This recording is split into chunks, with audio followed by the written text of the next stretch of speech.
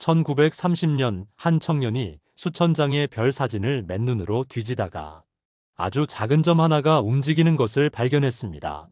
그렇게 등장한 아홉 번째 행성, 명왕성. 그런데 76년 뒤 천문학자들은 투표 한 번으로 명왕성을 행성 목록에서 지워버렸습니다. 행성 하나가 투표로 사라진 겁니다. 그런데 정작 명왕성의 진짜 모습을 처음 본 건 그로부터 9년이 더 지난 뒤였고, 그 모습은 모든 예상을 완전히 뒤집었습니다. 오늘은 발견부터 추방, 그리고 반전까지 명왕성의 이야기를 처음부터 끝까지 풀어드립니다. 여기서 잠깐 더 많은 이야기와 재미있는 콘텐츠를 놓치지 않으시려면 지금 바로 구독과 알림 설정을 해주세요. 여러분의 관심이 저희 채널에게 큰 힘이 됩니다. 1930년 2월 18일 미국 애리조나주 로웰 천문대의 한 젊은 천문학자가 두 장의 사진을 번갈아 들여다보고 있었습니다. 24살의 클라이드 톰보는 당시 천문대에서 가장 단순하고 반복적인 작업을 맡고 있었습니다. 며칠 간격으로 찍은 밤하늘 사진 두 장을 기계에 끼워 빠르게 교차 비교하면서 별들 사이에서 움직이는 천체를 찾아내는 일이었습니다. 수천 개의 점을 하나하나 눈으로 확인하는 말 그대로 눈이 빠질 것 같은 작업이었습니다. 그런데 그날 사진 속 한 점이 미세하게 위치를 바꾸어 놓여 있었습니다. 별은 움직이지 않습니다. 하지만 그 점은 움직였습니다. 톰보가 발견한 이 천체는 태양으로부터 평균 약 59억 킬로미터 떨어진 곳에 있었습니다. 빛의 속도로도 5시간 30분이 걸리는 거리입니다. 태양빛이 지구에 닿는데 고작 8분이 걸린다는 사실과 비교하면 명왕성이 얼마나 아득한 곳에 존재하는지 실감이 갑니다. 태양계의 가장자리, 인류가 상상으로만 그려오던 그 경계. 어딘가에서 작고 희미한 세계 하나가 모습을 드러낸 것입니다. 발견 소식은 즉각 전 세계로 퍼졌습니다. 로웰 천문대는 수천 통의 이름 제한 편지를 받았고, 그 중에서 영국 옥스퍼드에 살던 11살 소녀 베네치아 버니가 제안한 이름이 채택되었습니다. 로마 신화 속 저승의 신 플루토였습니다. 한국어로는 명왕성, 즉 저승의 왕이 사는 별이라는 뜻입니다. 태양빛도 제대로 닿지 않는 어두운 곳에 있다는 사실이 이름과 절묘하게 맞아떨어졌습니다. 당시 천문학계는 명왕성을 아홉 번째 행성으로 공식 분류했습니다. 사실 로웰 천문대는 처음부터 미지의 행성을 찾고 있었습니다. 천왕성과 해왕성의 궤도가 이론값과 미세하게 어긋난다는 관측 결과를 바탕으로 그 중력 이상을 일으키는 또 다른 행성, 이른바 행성 X가 존재할 것이라는 가설을 세웠기 때문입니다. 톰보의 발견은 그 오랜 탐색의 결실처럼 보였습니다. 그러나 명왕성은 기대했던 것과는 조금 달랐습니다. 처음에는 지구보다 크다고 추정되었지만 관측이 정밀해질수록 그 크기는 계속 줄어들었습니다. 결국 현재 확인된 명왕성의 지름은 약 2377km로 우리나라 남북 길이의 약 10배 수준에 불과합니다. 달의 지름인 3474km보다도 작습니다. 행성 X라기엔 너무 작고 너무 가볍고 태양계 천체치고는 뭔가 어딘가 어색한 존재였습니다. 명왕성이 자리 잡은 태양계 외곽은 단순히 텅 빈 우주 공간이 아닙니다. 해왕성 궤도 너머 태양으로부터 약 30억 킬로미터에서 시작해 80억 킬로미터까지 이어지는 도넛 형태의 지대에는 수많은 얼음 천체들이 밀집되어 있습니다. 이것이 바로 카이퍼 벨트입니다. 1950년대에 천문학자 제라드 카이퍼가 이론적으로 예측했고 1992년에 이르러서야 첫 번째 구성 천체가 실제로 관측되었습니다. 명왕성은 사실 이 카이퍼 벨트에서 가장 밝고 큰 천체 중 하나였던 셈입니다. 단순히 홀로 떠있는 외톨이 행성이 아니라 거대한 얼음 무리의 일원이었던 것입니다. 카이퍼 벨트에는 현재까지 2000개 이상의 천체가 확인되었으며 실제로 존재하는 천체의 수는 수십만 개에 달할 것으로 추정됩니다. 이 지대는 태양계가 처음 만들어지던 약 46억 년 전의 원시 물질들이 보존된 일종의 냉동 박물관입니다. 행성들이 만들어지고 남은 재료들이 태양의 중력권 가장자리에서 그대로 굳어버린 것입니다. 명왕성은 바로 그 박물관의 가장 유명한 전시물이었습니다. 발견 이후 수십 년 동안 명왕성은 9번째 행성이라는 자리를 굳건히 지켰습니다. 교과서에 실렸고 태양계 그림에 빠짐없이 등장했으며 어린이들이 외우는 행성 순서의 마지막을 장식했습니다. 하지만 시간이 지나면서 천문학자들은 점점 불편한 질문을 마주하기 시작했습니다. 명왕성이 행성이라면 카이퍼 벨트의 다른 수십만 개 천체들은 도대체 무엇이란 말입니까? 2005년 천문학자 마이크 브라운은 태양계 외곽에서 명왕성보다 크다고 추정되는 천체 하나를 발견했습니다. 에리스라는 이름이 붙은 이 천체의 발견은 천문학계에 조용하지만 강력한 충격을 던졌습니다. 에리스의 지름은 약 2326km로 명왕성과 거의 비슷했고 질량은 오히려 명왕성보다 27%더 무거웠습니다. 논리는 단순했습니다. 명왕성이 행성이라면 에리스도 행성이어야 합니다. 그렇다면 앞으로 발견될 수십 개의 유사한 천체들도 모두 행성으로 불러야 할까요? 태양계 행성이 수십 개로 늘어나는 상황을 천문학계는 받아들일 준비가 되어 있지 않았습니다. 결국 2006년 8월 체코 프라하에서 국제천문연맹 총회가 열렸습니다. 전 세계 76개국에서 약 2,500명의 천문학자들이 모인 이 자리에서 인류 역사상 처음으로 행성의 공식 정의가 표결에 붙여졌습니다. 총회가 내린 결론은 세 가지 조건이었습니다. 태양을 중심으로 공전할 것, 자체 중력으로 구형을 유지할 만한 질량을 가질 것, 그리고 자신의 궤도 주변 공간을 지배적으로 청소할 것. 명왕성은 첫 번째와 두 번째 조건은 충족했지만 세 번째에서 탈락했습니다. 카이퍼 벨트의 수많은 천체들과 궤도를 공유하며 그 공간을 독점적으로 지배하지 못한다는 이유였습니다. 표결 결과는 찬성 424표, 반대 237표였습니다. 총회에 참석한 2,500명 중 고작 700여 명만이 투표에 참여했고 그 결과로 명왕성은 76년 만에 행성 지위를 잃었습니다. 외행성이라는 새로운 분류 항목이 만들어졌고 명왕성은 13만 4,340이라는 소천체 번호를 부여받았습니다. 마이크 브라운은 훗날 자신의 저서 제목을 나는 어떻게 명왕성을 죽였는가로 지었습니다. 스스로도 그 파장을 가볍게 여기지 않았다는 증거입니다. 과학계 내부에서도 반발은 거셌습니다. 표결 방식 자체에 문제가 있다는 지적이 쏟아졌습니다. 당시 투표에 참여한 인원은 전체 국제천문연맹 회원의 4%에 불과했습니다. 특히 행성 과학자들, 즉 실제로 태양계 천체를 연구하는 전문가들 다수가 총회 마지막 날 투표에 참여하지 못한 채 이미 귀국한 뒤였습니다. 이에 300명 이상의 과학자들이 해당 결의에 반대하는 청원서에 서명했고 일부는 명왕성을 여전히 행성으로 가르쳐야 한다고 주장했습니다. 뉴멕시코주 의회는 실제로 명왕성이 해당 주 상공을 지날 때만큼은 행성으로 인정한다는 결의안을 통과시키기도 했습니다. 대중의 반응은 더욱 뜨거웠습니다. 미국에서는 명왕성을 발견한 클라이드 텀보가 미국인이라는 사실 때문에 감정적인 반발이 특히 강했습니다. 어린 시절부터 9개 행성을 외운 세대에게 명왕성의 퇴출은 단순한 학문적 재분류가 아니었습니다. 온라인에는 명왕성을 행성으로 돌려달라는 청원이 넘쳐났고 머그컵과 티셔츠에는 명왕성은 여전히 내 행성이라는 문구가 등장했습니다. 디즈니 캐릭터 플루토와 이름이 같다는 이유로 명왕성에 특별한 애정을 가졌던 이들도 목소리를 높였습니다. 흥미로운 점은 외행성이라는 분류 자체도 여전히 논쟁 중이라는 사실입니다. 세 번째 조건인 궤도 청소는 수학적으로 정의가 모호하다는 비판을 받습니다. 실제로 이 기준을 엄격히 적용하면 지구조차 완벽하게 조건을 충족하지 못한다는 계산도 있습니다.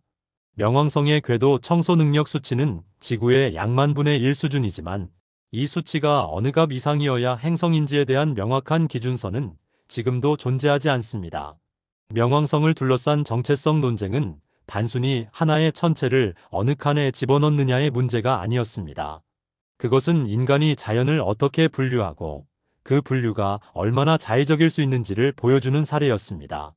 우주는 깔끔한 교과서, 카테고리 따위에는 관심이 없습니다. 명왕성은 그 불편한 진실을 태양계 끝에서 조용히 증명하고 있었습니다. 2015년 7월 14일 오후 7시 49분 지구로부터 약 48억 킬로미터 떨어진 우주 공간에서 인류가 만든 탐사선 하나가 명왕성 표면에서 불과 12,500km 거리를 통과했습니다. 뉴 허라이즌스였습니다. 이 탐사선이 지구를 출발한 것은 무려 9년 전인 2006년 1월이었습니다. 아이러니하게도 뉴 허라이즌스가 발사된 바로 그 해에 명왕성은 행성 지위를 잃었습니다. 행성이었을 때 출발해서 외행성이 된 뒤에 도착한 탐사선이었던 셈입니다. 뉴 허라이즌스는 시속 약 57,700km의 속도로 비행했습니다. 총알보다 15배 이상 빠른 속도입니다. 그럼에도 명왕성까지 9년이 걸렸다는 사실은 태양계의 규모가 인간의 감각으로는 도저히 실감하기 어려운 수준임을 다시 한번 상기시켜줍니다. 탐사선이 명왕성 최근 접점을 통과하는 시간은 단 몇 분에 불과했습니다. 9년을 나라가 몇 분 동안 스쳐 지나가는 것, 그것이 당시 인류가 명왕성에 다가갈 수 있는 최선이었습니다.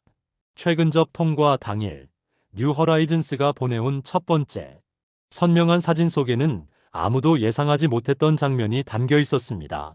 명왕성 표면 북쪽에 거대한 하트 모양의 밝은 지형이 선명하게 자리 잡고 있었습니다. 너비가 약 1600km에 달하는 이 지형은 질소 얼음으로 덮인 광활한 평원으로 공식 명칭은 텀보 지역이지만 그 서쪽 절반은 발견자를 기리는 의미와 함께 스푸트니크 평원으로 불립니다. 평원의 표면에는 충돌 크레이터가 거의 없었습니다. 이는 지질학적으로 매우 젊은 지형임을 의미하며 표면이 지금도 활발히 변화하고 있다는 증거입니다. 과학자들은 이 평원의 나이를 약 1000만 년 이하로 추정합니다. 태양계 나이 46억 년과 비교하면 사실상 어제 만들어진 것이나 다름없습니다. 스푸트니크 평원의 표면을 더욱 자세히 들여다보면 불규칙한 다각형 무늬가 가득합니다. 각 다각형의 크기는 평균 수십 킬로미터에 달하며 이는 지하에서 올라오는 열에 의해 질소 얼음이 대류하면서 형성된 것으로 추정됩니다. 뜨거운 라면, 냄비 속 국물이 천천히 순환하는 것처럼 명왕성의 얼음도 수백만 년에 걸쳐 서서히 뒤집히고 있다는 의미입니다. 태양으로부터 저 멀리 떨어진 표면 온도가 영하 230도에 달하는 세계에서 내부 열 에너지가 여전히 활동하고 있다는 사실은 과학자들을 크게 놀라게 했습니다.